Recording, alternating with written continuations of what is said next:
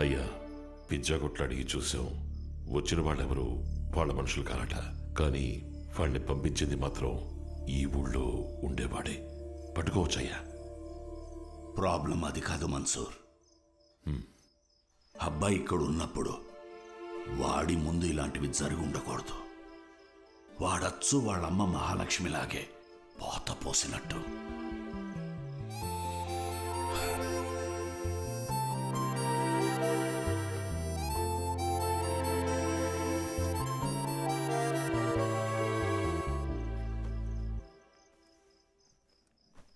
హెరా, ఒక వారం ఉంటానని చెప్పి అప్పుడే బయలుదేరుతున్నావు? ఓహో, గర్ల్ ఫ్రెండ్ ఫోన్ చేసిందా ఏమిటి? చేసే ఉంటుందిలే, బాంబేలో ఉంటున్నావు కదా, ఇవన్నీ సహజం. ఇది నేను మీ అమ్మ కాలికి తొడిగిన మెట్ట. నా జీవితంలో నేను తలదించుకున్నది తన కాళ్ళ దగ్గరే. ఏ ఒక్కరూ తనకు ఎదురు చెప్పలేరు. తను నా మహారాణి. అలాంటి అమ్మాయి నీ కంటపడితే ఇది ఆ అమ్మాయికి తొడుగు. నీ మనసులో అలాంటిది ఏమీ లేదు అని చెప్పు. నాకు తెలిసిన అమ్మాయి ఉంది, వెళ్ళి చూద్దాం. ఏం మాట్లాడుతున్నారన్న మీరు? రక్తంతో బతకడం అలవాటైపోయిందా? చాలామంది దెబ్బలు తగిలి హాస్పిటల్లో ఉన్నారు. ఒకటి ప్రాణాలు పోయేలా ఉన్నాయి. మీరు నా పెళ్లి గురించి మాట్లాడుతున్నారు. కాస్త బయటికి వెళ్ళి చూడండి నాన్న. ఎంతమంది మీకు శాపనార్థాలు పెడుతున్నారు. నాకే తగులుతాయి నన్ను ఇంతకాలం మీరు చేసిన పాపాలన్నీ. రక్తంతో తెరిచిన దెబ్బతోనే నేను పెరిగాను, తిన్నాను, చదివాను. ఇప్పుడు ఆలోచిస్తే నా మీద నాకే కోపం వస్తోంది, అసహ్యం వేస్తోంది. మీకు దండం పెడతాను నాన్న. మీకు ఇలాంటివి చాలు. వాళ్ళందరినీ పంపించేయండి, కనీసం ప్రాణాలతో ఉంటారు. నేను చెప్పినా నీకు అర్థం కాదు. మా బతుకులే అలాంటివి. దీని ఇంతటితో ఆపలేము, మార్చలేము. వీళ్ళు తిరిగి వెళ్లాలన్నా కొంతమందికి ఇళ్లున్నాయి. మిగతా వాళ్ళందరికీ ఇదే వాళ్ళ ఇల్లు, ఇదే వాళ్ళ కుటుంబం. నువ్వు నా కన్నబిడ్డవైతే వాళ్ళు నేను పెంచిన బిడ్డలు. నువ్వేంట్రా ఇలా మాట్లాడుతున్నావు? మరి నన్ను మాత్రం ఎందుకు బాబాయ్ పంపించారు? నన్ను మాత్రం ఎందుకు చదివించారు? నా వయసులో ఎంతమంది ఉన్నారు అక్కడ? వాళ్ళని మీ కొడుకులు అనుకుని ఉంటే వాళ్ళు బాగుండేవాళ్ళుగా. ఇవాళ శారదమ్మ నన్ను హాస్పిటల్లో అడిగింది, మీ నాన్న మీ చేత కత్తి పట్టిస్తారా అని. ఇవాళ శారదమ్మ చూసిన చూపు జీవితాంతం మర్చిపోలేనన్నా.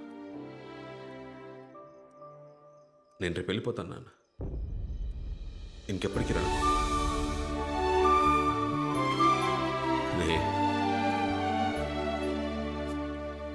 ఇంతవరకు నేను ఎప్పుడూ ఎవరిని ఏమీ అడగలేదు. కొడుకు అనే హక్కుతో అడుగుతున్నాను. నువ్వు ఎక్కడికైనా వెళ్ళు, కానీ ఆఖరికి నువ్వు చేరాల్సిన చోటు ఇదే అయి ఉండాలి. వీళ్ళనెప్పుడూ రౌడీలుగా, గుండాలుగా చూడొద్దు. వీళ్ళు నిన్ను సుల్తాన్ సుల్తాన్ అంటూ నీకోసం ప్రాణాలైనా ఇస్తారు. వీళ్ళకి ఏదైనా సమస్య వస్తే అండగా నువ్వు నిలబడు. నా మనసుకు అది చాలుగా.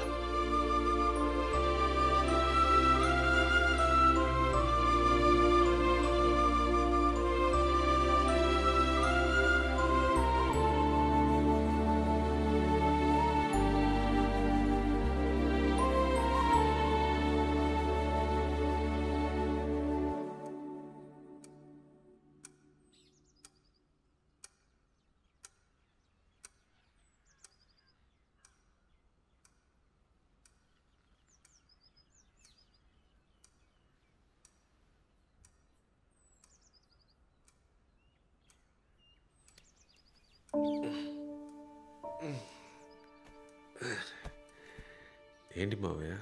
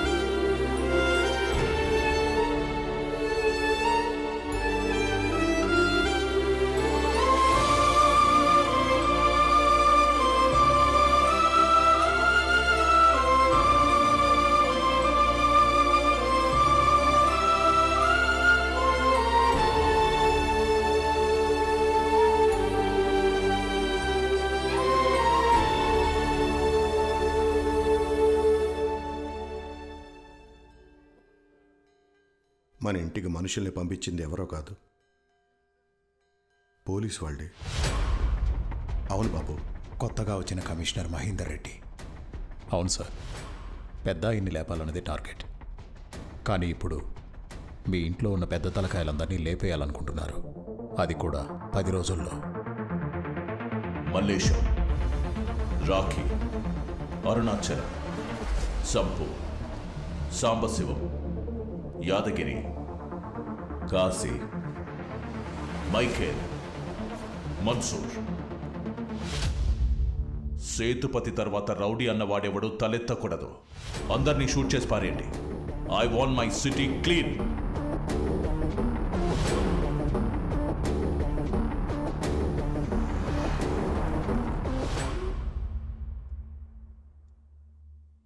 ఎన్కౌంటరా?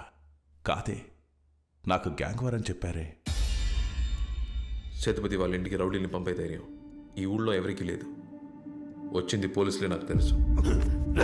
సుల్తాన్ ఉన్నంతవరకు ఏది వద్దని చెప్పారు కదా, ఎందుకు తొందరపడ్డాను? ఇప్పుడున్న గొడవలు చాలావా? నువ్వు ముంబైలోనే కదా ఉండేది, నీకు దీనికి ఏ సంబంధం లేదు. బయలుదేరు. పోరా.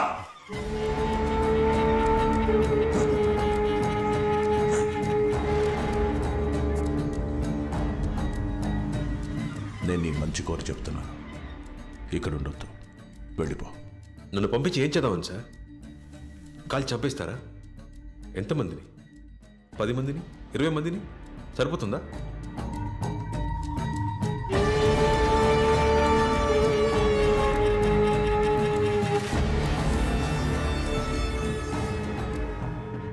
నాకు తెలిసిన ఈ విషయం వాళ్ళకి తెలిసి ఏమవుతుందో మీకు తెలుసు.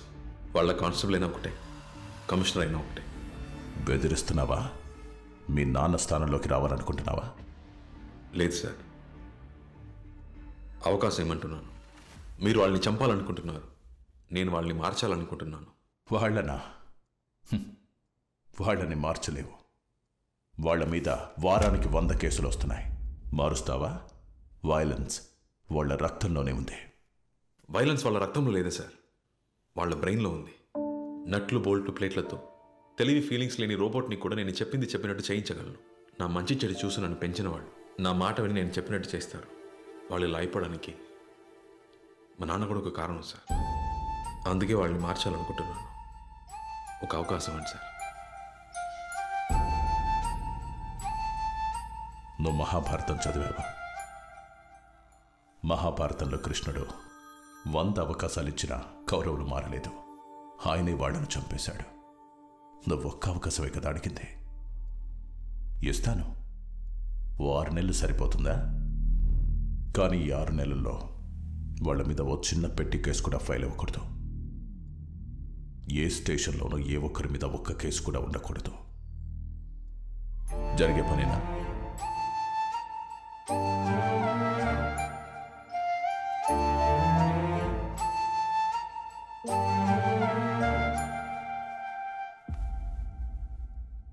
గుర్తుపెట్టుకో, ఒప్పందం మీరితే నోబడీ కెన్ సేవ్ దెమ్. మహాభారతంలో కృష్ణుడు పాండవుల వైపు నుంచున్నాడు.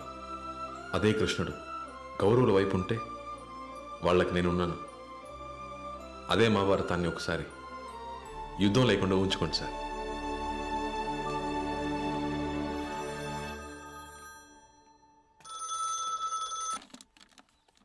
హలో, వెలగపూడి నుంచి మాట్లాడుతున్నాం. మీరెప్పుడు వస్తున్నారయ్యా? ఇక్కడ రోజుకో ప్రాణం పోతుందయ్యా. రాయ్, మీలో 20 మంది బయలుదేరి ఆ ఊరికి వెళ్ళండి. ఊరికి నీకేమన్నా బుర్రగాని దొబ్బిందా? మన ఇంట్లో దాడి చేసింది ఎవరో తెలీదు. వాళ్ళని పట్టుకోవడం మానేసి మమ్మల్ని ఊరికి వెళ్ళమంటావా? నాయకుడు లేని గ్యాంగు ముండమాపితో సమానమని నిరూపించావు. ఏం మాట్లాడుతున్నావు? నేను చెప్తున్నా, ఎవరు వెళ్ళకూడదు. సరే, వెళ్ళాలా వద్దా అని ఎప్పట్లా తేల్చుకున్నాను.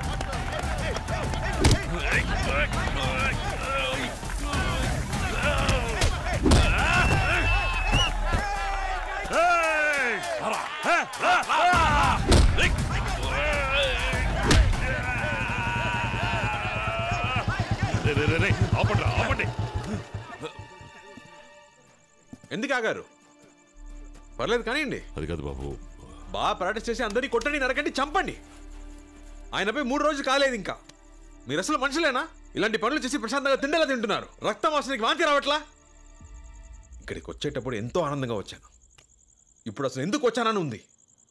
ఇప్పుడు చెబుతున్నాను వినండి. నేను ఇక్కడ ఉన్నంత వరకు ఎవరైనా కత్తి చేత పట్టారో ఆ నిమిషం మీరెవరో నేనెవరో. నేనున్నంతకాలం ఈ గడప తొక్కను, మీ మొహాలు అసలు చూడను. తప్పుకో. ఏంటి జపాన్కి రావా? పిచ్చెక్కిందా నీకు? మచ్చా ఇది నీ డ్రీమ్. దీనికోసం నువ్వు చాలా కష్టపడ్డావు. వీళ్ళందరూ ఎవర్రా? ఆఫ్టర్ రౌడీ గ్యాంగేగా. ఇంకేం ఆలోచించుకో, బయలుదేరు. నీకు వీళ్ళు రౌడీలు కావచ్చు, కానీ వీళ్ళే నా సర్వస్వంరా. వీళ్ళ చేతి ముద్దే తిన్నాను, వీళ్ళ ఒళ్ళోనే పడుకున్నాను. అన్నీ మర్చిపోయి ఎలా రమ్మంటారా నా వాళ్ళని చెప్పుకోవడానికి? నాకు ఇంకెవరు మిగిలి ఉండరు. నువ్వు వెళ్ళు, నేను రాను.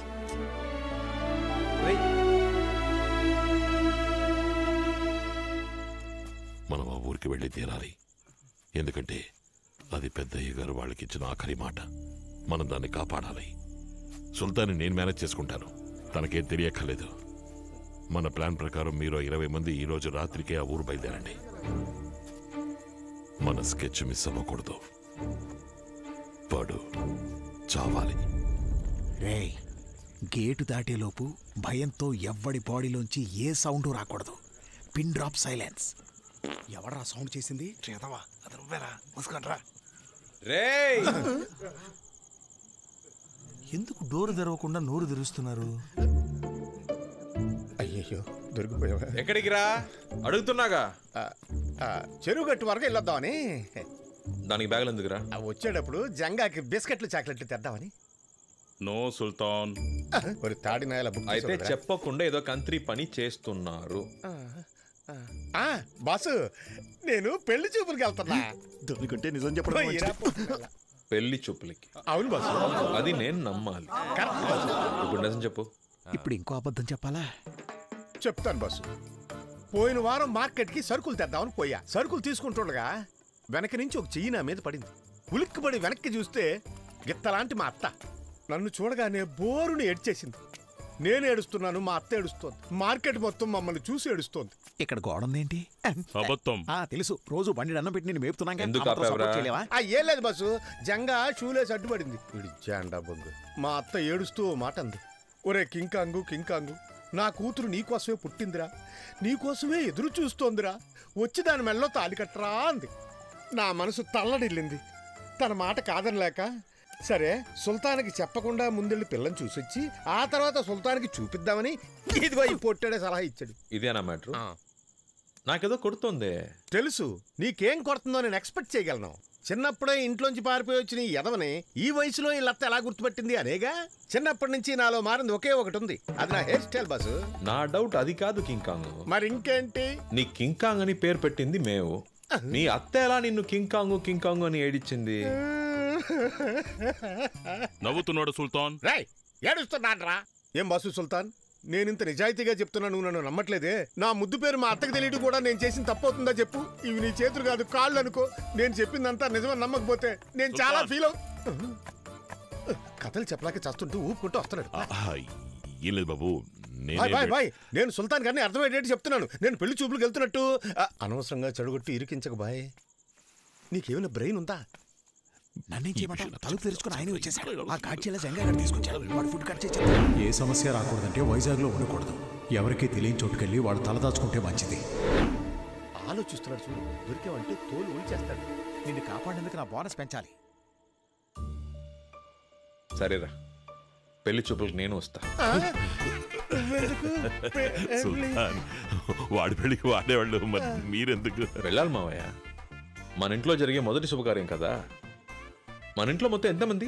94 మంది ఉన్నారు. మన జెండాతో కలిపితే 110. రైట్. మనందరం పెళ్లి చూపులకి వెళ్తున్నాం.